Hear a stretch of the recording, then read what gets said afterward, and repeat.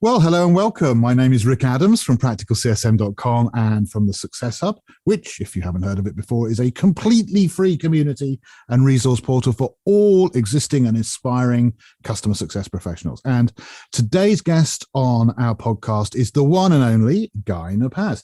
And as I'm sure you already know, Guy is the founder and CEO of Totango, a top global customer success platform with multiple thousands of customers worldwide, from small businesses right through to big corporates such as Google and NTT and SAP. And Totango's CS platform enables companies to align around their customers, driving increased loyalty and lifetime value. And if that wasn't enough, he's also the co-author of Farm Don't Hunt, which is a definitive book on customer success that I would definitely recommend to anyone who has not yet read it. And in fact, if you go to our Success Hub podcast archive, you'll find we actually had a conversation, Guy, about that a couple of years back. And it's in the archive if anyone wants to hear from the author about what motivated Guy to write that book and his thoughts about it. But for now, Guy, welcome. It's great to have you back. I'm really looking forward to our conversation.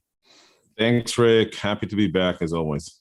Brilliant. Thank you. And today you very kindly agreed to share your thoughts as a senior leader of one of the profession's largest and most well-known software providers on what the future might have in store for us in the customer success profession in 2022.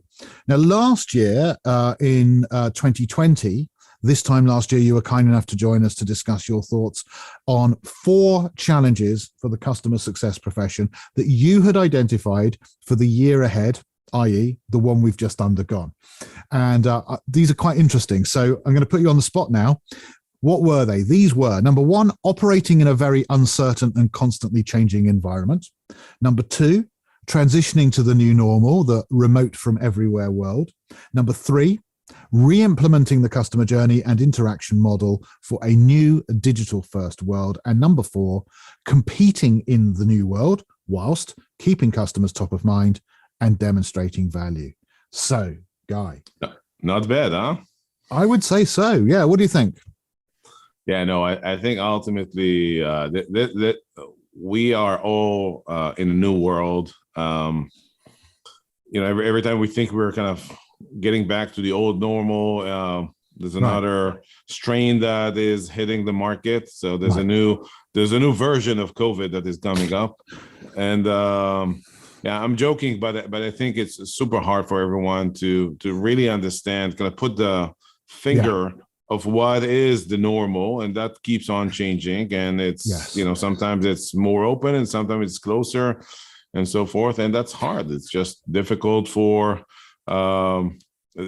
predict what the future will hold. So I think those ideas is going back to basics, and what the future will hold is the basic principles of, making sure you have value to customers, making sure that the team is, fully equipped and aware of, what is the customer journey, what needs to happen, and how to drive most value to customers. And I think, one of the things that I've noticed in this year, with continuous, exponential growth in customer success is, I think there's another element there where people that hold this profession value someone else but themselves, which is the customer. So part of the excitement of joining the customer success market is that your job description is about other people and making good for other people, which is your customers and value to them.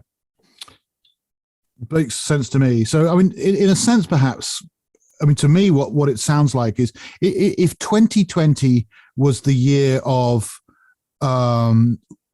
initial adjustment to the new way of working, the new model of working, which is the by and large, the working from home model, and all of the disruption that occurred in that, and people getting used to that as a basic concept of, well, this is how things are. We don't know how long it will be for, but this is how things are for the moment. Maybe 2021 has been the year of, to use your expression, operating in a constantly changing environment, operating in the new remote world, but becoming good at it and making making it so that we're able to be as productive as we were in the old world, or even perhaps in some ways more productive, and starting to embed it. And perhaps in 2022, as we move forward, so having recognized, because I think you're right, we haven't had certainty, we still don't have certainty. Whenever we look at the news, there's going to be a new strain of COVID, or and if there isn't that, let's be honest, it's going to be something else, right?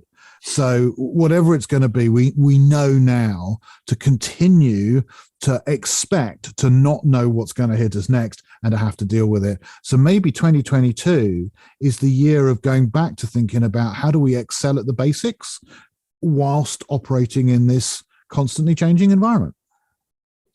Absolutely. But I think we also learned one more thing during, those crazy last 2 years or so. Yeah. I think what we all learned to realize is that time is the most valuable currency. Personal time, company time, and time for our customers. Right. And I think it adds a different spin on things. So I think I've noticed that people, for example, don't want to meet not only because of the risk involved, sometimes it's because they don't necessarily see the value in travel, traffic, right, air travel, and so forth, because we all learned now that we had so much, free time with our families, free time with our kids, free time to learn, to think, to develop personally, and so forth. We've learned that we value that time. So I think the operations right now, everything that we do need to be in the context of return on time, meaning because it's the most valuable currency. Return on time is so critical. So, of course, in the context of customer success, return on time for your customer. So, you can't just hang on meetings and, provide no value or take your time to deliver and so forth. But it's also, when you think about the success team itself and, the people that actually in your business, they value their time more, and the company has to value their time even more. And businesses with today's almost unbelievable amount of free cash, and cash becomes the inflation, and cash is not the meaningful currency it's anymore. Not the stopping point, right? Exactly. So return on time for businesses, right? So how fast can I grow or optimize in the next year, quarter, I like this, month, week? So I think this new dimension that we kind of missed it before, and we just did it because this is how we used to do it, added a lot of, let's say, a nuanced perspective on how we do things these days, different than we've done them before. And yet, Guy, it is the most obvious and straightforward of philosophical points you could have made, right? You can't make extra time. Right? There is no such ability. You've got the time you've got. You can only use it once. You got to use it wisely. And I mean, has that not been handed down from generation to generation? And here you are saying, yeah, well, now we've really learned that. We've really learned that lesson in our generation now. And I think it's really profound, even though it's in a sense quite trite. It's really profound and so true. So I think it became, Rick, sorry for cutting you off. I think it just became physical. Right. The value of our time became something that we all kind of feel, and now it manifested itself to us, didn't it? Exactly. Of course, you're right. It's a universal concept, and you can never reach time. And all these ideas have been taught and described forever.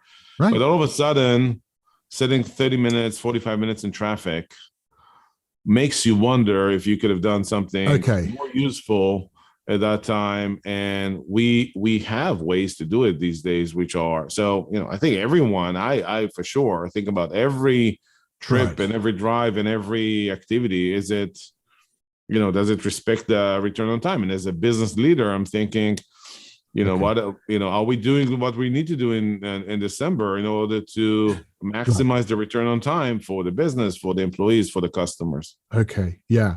So that ROI, return on investment, that it's still an investment. And as you say, the stopping point isn't necessarily, because when we say investment, we mean on capital investment. But that's not what we're saying now. We're saying, no, it's time investment. So yes, it's going to require money, but actually the precious commodity is actually the time. I love that. I think that's a really good, it's a similar viewpoint. It's still ROI, but it's just turning the view to a different dimension of the same challenge and looking at it perhaps actually from a wiser perspective. Now, how does that fit? And I'm just been thinking as you've been saying this, the JB Wood consumption gap concept, where as an organization, there's so much technology out there that any one company could consume right now. But the problem is you can't be always consuming new technology, because you never get good at the technology you've got. You never master it. You never actually get the value out of what you're getting, because you're always learning and never actually delivering on what you've got. So do you have any thoughts about how that fits with this concept of time as well, and how we may need to think a little bit more, again, putting ourselves in our customers' shoes and recognizing they can't buy every single piece of technology and consume it all, because they'd just be spending all their time familiarizing themselves with new technology instead of being productive? Any thoughts on that? Yeah, I think there's a lot of implication of that. The first, I'd say, I think we should start using the term ROT, return on time, versus ROI. I think it makes it more specific. But right, you're right. I think it's an inbound model, not you can't push technology on organization. And once they're ready to solve a problem, you got to make sure that you focus on the return on time that they're looking for, and not what do you think is. So, it forces you to design products that are super easy to get started and easy to implement. And let's say the journey or the route is route to return on time, right? Not activity, right? I mean, if you want to think about it also differently, right? We were kind of so focused on activity. Yes. And that kind of ties into another kind of big idea. And where we are focused on that right now is productivity, right? We don't know we most of us don't see what activity actually happens, because we don't meet in offices and we don't see people writing or typing their keyboard and so forth. So all we can consume is the output of the effort, which is productivity. And now that we all operate at the productivity level, not the activity level, it's just a different point of view. It's a more mature metric, isn't it? It's more like an output focused versus input focused, right? It's kind of and you mentioned this before when we had this little chat before the recording about working smarter versus working harder. So I think it's absolutely the case. I think it has a lot of advantages for a lot of people, that they're now being valued on their output versus on the amount of work. So all the guilt and how much time they need to spend in the office and so forth and so forth. The contract, social contract and business contract becomes, so companies that sell technologies to other companies, the contract is around output, right? Value. I was trying to get a certain outcome in a certain time frame. Did I get it? Yes or no? So it's about value creation. So like the old clocking in at 9, finishing at 6. Who cares, right? Yeah, and that was to some extent, some of the CS programs that I've seen were kind of very much focused on the check-ins and on the the frequency of meeting and so forth. Which is, I'm not saying that the cadence is not important, but I think there's something more important than the cadence, which is the progress and the delivery and the value, right? So to your point, we are all forced to, and I think it's a good thing, right? Actually, it kind of forces us to think about value at, from a customer perspective, from an output perspective, from a deliverable perspective, not necessarily from an input perspective. It just kind of adds a different framing into how we think about what is that we need to do. And I think given that represents a much higher expectation than there was before. So given that, we have to rethink, as I said in the prediction for last year, we have to rethink the customer journeys. Even I think when I said it last year, I meant think about this from an experience perspective. I think now to add like a point, think about this from what's the path, right? The journey. What are we trying to optimize for? And I think it has to optimize for, customer value, basically a return on time for the customer, such that they, they're able to to get what they were looking for originally. And I think it's kind of I think it's a good. I would recommend for people to kind of, we are coming on the new year and so forth. Take like a step back and rethink it, and just evaluate. Am I focused on driving value to customers first, or am I focused first on my activities, my quota, my tasks, the things that I need to do? So have I given myself an arbitrary almost target of I need to speak to this number of senior decision makers because I want to, rather than about the value of what you're going to be talking to those people is for them?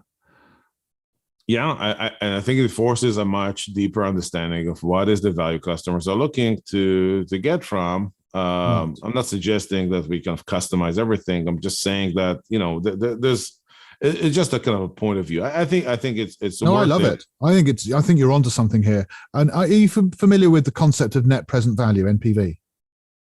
Absolutely. Yeah, cool. I thought you would be. So, and I would say that the majority of customer success managers are going to go right ahead and say probably are not, because it's a financial thing rather than so. Yeah. So the CFO is going to be very familiar with this, and people working on investment decisions, such as you are doing when you're making investment decisions for your company. Net present value is a very important part of the consideration. And effectively, what it's saying is if I invest in something, I've got to pay for it now, or at least start paying for it now, but I'm not going to get the reward until then. And generally speaking, for a number of reasons, inflation being one, but not the only one, money now is better than money later. And what we're saying here, to an extent, is part of that. Is it's not just the amount of money is important, but it's when you get the money.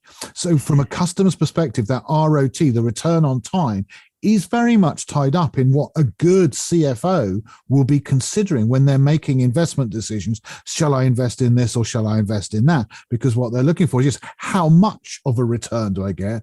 But that's not the only question. The next question, if you like, would be, when do I get that return back? Would you agree with that? Yeah.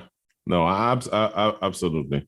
And just to be clear, we're not suggesting that every deliverable could be done immediately. It's not like a kid's, immediate gratification. It's just putting into consideration, to your point, putting into consideration the timing of value as a key consideration.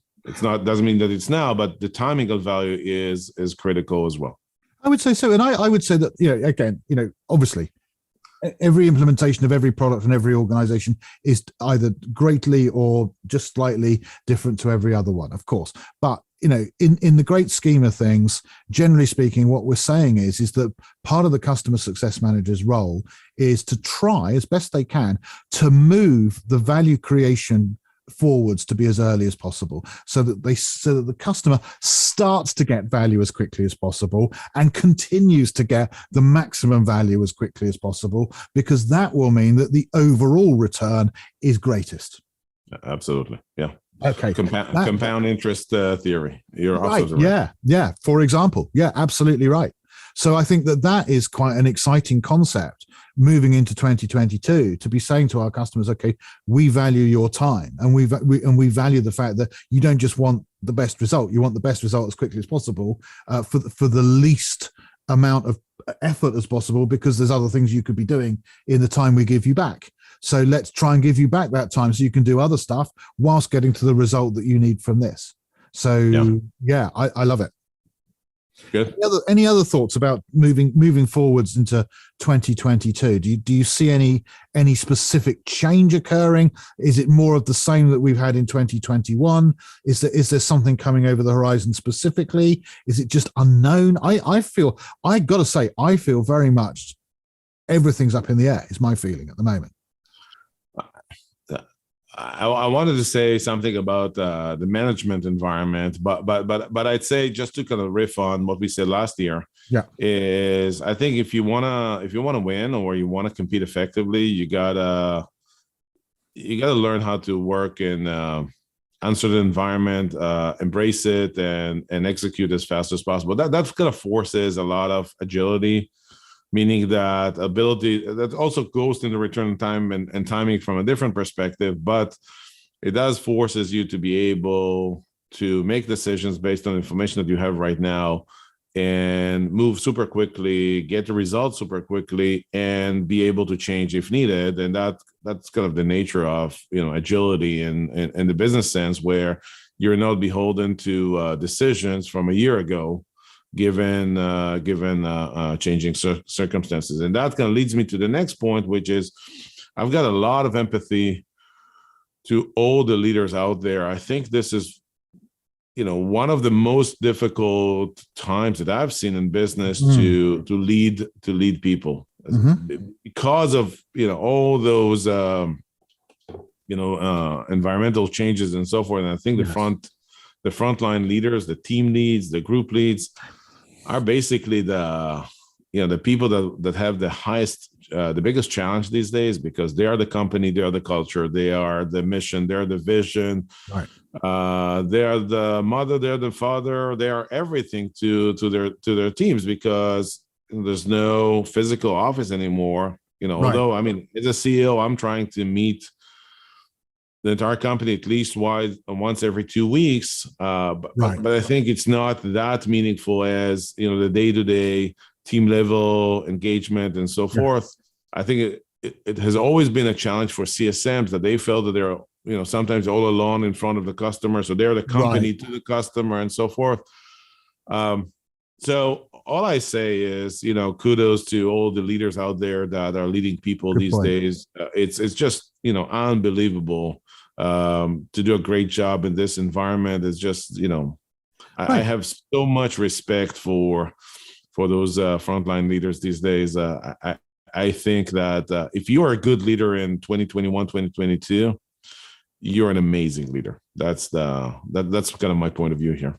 I think that's a really interesting point. I think what we've effectively sort of, in a way, had to say to our leaders is, right, you thought managing people was difficult. Well, now we're going to ask you to do it exactly as good or better than you've done it before. Oh, by the way, but without meeting them, face it, ever. Yeah, so you got to be as good as you were before, but you've got no office, you've got no equipment, you've got no actual physically meeting them. You've got to do it all through the ether, through the air. Is that okay? And the cultural cohesiveness of an organization is much harder. You've got to hire people, you've got to fire people, you've got to train them, you've got to coach them, you've got to mentor. I don't know who's firing these days. Everyone is just looking for people. But anyway, yeah. So all I wanted to say, end of the year, coming into the new year, your effort is recognized, and great job. And I think the opportunities out there's so many great communities and coaching options, like your network, Rick, the Success Hub. Yep, absolutely. Yep. And you were saying that this is something that Totango is also very much focusing on, is community, I believe. Yes, absolutely. I just feel that there's so many opportunities to engage with other leaders like yourself, and and get the confidence and the support and the information. Right. There's no monogamy in communities, so you can be part of many communities and so forth. Right. So much more so than ever before. Right. To get the bonding. Yeah. And that I think is a real positive message, because you go back a few generations, and what communities would you be able to join? Well, only the ones that your parents were part of, and that was because you live in you live in that village, you're part of that village's community, which is part of that wider area's community, which is part of that that religion, that nation. It's all decided for you. These days, we've got the opportunity to join whatever community we feel is right for ourselves, which brings complexity, but it does definitely bring diversity and opportunity as well, right? Yeah, absolutely. Cool. Well, on that positive note, our predictions for 2022, I think, is to an extent is more of the same. Expect uncertainty and constant change. Continue to transition to the remote from everywhere world. Honor your managers and understand that managing people is not so very easy a task in the best of circumstances, let alone with everything up in the air, and focus on the value of time and how to deliver value to the customer through wise use of your own time and helping them to use their time wisely. Have I summed that up? And do you have any sort of last words that you would like to add at all to that? Absolutely. Great summary. Always wise and right to the point. Thank you, Rick. Thank you very much, everybody. It's been really enjoyable talking to you, Guy. And best wishes for the season for everybody, regardless of whether you celebrate Christmas or not. Best of health to you. And I hope that 2022 is a successful year for us all. Thank you.